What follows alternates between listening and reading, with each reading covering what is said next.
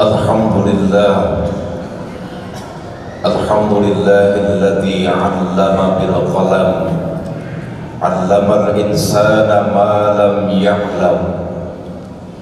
Asyhadu an la ilaha illallah wahdahu la syarika lah, wa asyhadu anna Muhammadan 'abduhu wa rasuluhu la nabiyya ba'dah. Allahumma salli wa sallim wa barik ala sayyidina Muhammadin wa ala alihi wa sahbihi min yaumi hadha ila yaumiddin, amma ba'du. Fa ya ibadallah, usikum wa nafsi bi taqwallah, faqad fazal muttaqun. Ittaqullaha haqqa tuqatih wa la tamutunna illa wa antum muslimun. Faqad qala Allah tabaraka asma'u, a'udzu billahi minasy syaithanir rajim, bismillahirrahmanirrahim. Yarfa'illahu alladhina amanu minkum walladhina utul ilma darajat, wa qala aidan wa la taqfu ma laysa laka bihi ilm. Shadaqallahul azim. Hadirin hamba Allah, segenap umat pilihan yang saya muliakan, di siang hari yang penuh makna ini kembali mari sama-sama kita panjatkan puja dan puji, sembah, sujud, taat, setia, tunduk dan takluk hanyalah milik Allah semata. Dialah Rabb yang telah memperkirakan datangnya siang dan malam secara tertib dan sistematis. Dilajukan lentarinya rembulan secara tertib dan harmonis. Itulah sebagian kecil dari tanda-tanda kekuasaannya.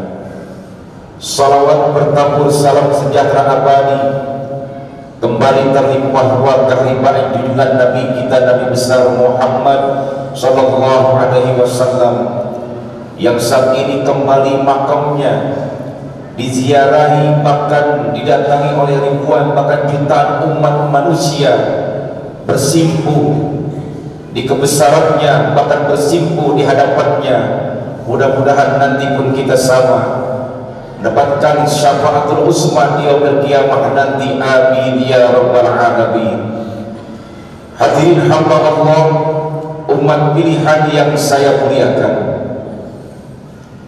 pada suatu kesempatan sahabat Rasul yang bernama Imam Ali karramallahu wajhah mendatangi para sahabat-sahabat cinta beliau, sahabat-sahabat yang menjadikan satu pembelajaran dalam kehidupan Imam Ali saat ini. Saat itulah Imam Ali berkata kepada sahabat-sahabatnya yang mulia, wahai sahabat-sahabatku tercinta, wahai sahabat-sahabatku yang saleh, yang mudah-mudahan nanti kita satu lantai dengan Rasul, aku ingin bertanya kepada kalian. Jawablah sahabat-sahabat saat itu, silakan wahai Imam Ali, apa yang kau tanyakan kepada kami? Begini sahabatku, kira-kira amalan apa yang paling mulia di sisi Allah Subhanahu wa ta'ala? Saat itulah bermunculan pendapat dan jawaban yang beraneka ragam dari lisan sahabat-sahabat beliau. Ada yang menjawab, amal ibadah yang paling mulia di sisi Allah tidak lain adalah jihad fisabilillah. Ada yang berkomentar ibadah yang paling utama adalah sholat di keheningan malam, yakni sholat tahajud. Bahkan ada pun yang berkomentar ibadah yang paling tinggi nilai ibadahnya tidak lain adalah menunaikan ibadah haji. Saat itulah Imam Ali tidak menyalahkan jawaban-jawaban dari sahabat-sahabat beliau. Justru beliau malah menyempurnakan jawaban-jawaban tadi. Apa kata beliau? Apalah artinya jihad fisabilillah kalau itu semua amal kita tidak diterima di hadapan Allah? Apalah artinya ibadah haji dan umrah kalau semua amal ibadah itu benar-benar tidak diterima di sisi Allah Subhanahu wa Ta'ala.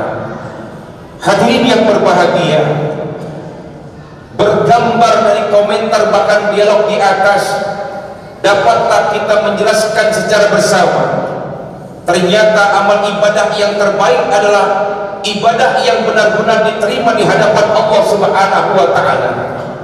Bagaimana caranya agar ibadah itu semua benar-benar diterima di sisi Allah Subhanahu wa Ta'ala? Inilah tantangan, bahkan PR buat kita. Tapi jangan khawatir, Ibnu Katsir memberikan solusi jalan keluar. Minimal ada 2 syarat utama agar ibadah kita benar-benar diterima di hadapan Allah Subhanahu wa Ta'ala. Hadirin hamba Allah, umat pilihan yang saya muliakan, yang pertama, amal ibadah kita yang akan diterima di sisi Allah Subhanahu wa Ta'ala, yakni mereka yang benar-benar memiliki jiwa keikhlasan di hadapan Allah Subhanahu wa Ta'ala. Sebagaimana Allah berfirman dalam hadis qudsinya, apa kata Allah? Ya bani Adam, i'lam anni la aqbala mina illa ma kana khalisan liwajhi. Wahai anak Adam, ketahuilah sesungguhnya aku tidak akan menerima amal ibadah seseorang kecuali yang dilandasi semata-mata mengharap keridhaan di hadapan Allah Subhanahu wa Ta'ala. Artinya apa? Bisa kita lihat secara makna bebasnya. Ikhlas di sini adalah benar-benar mempersembahkan nilai ibadah kita semata-mata mengharapkan keridhaan Allah Subhanahu wa Ta'ala. Dalam Al-Quran dikatakan ibtigha wajhi rabbil a'la.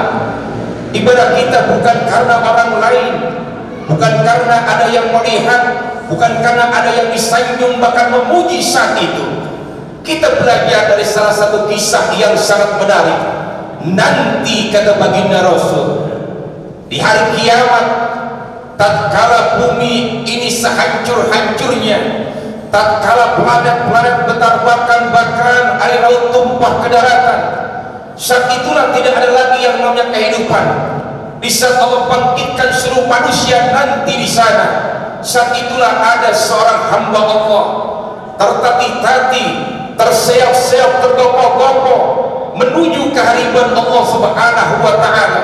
Saat di hadapan ini hamba, di hadapannya Allah Subhanahu wa Ta'ala, hamba ini mengatakan, ya Rabbi, saya ini hamba-Mu. Sekian lama saya hidup di alam dunia, tidak pernah meninggalkan apa yang telah Kau perintahkan kepada diriku.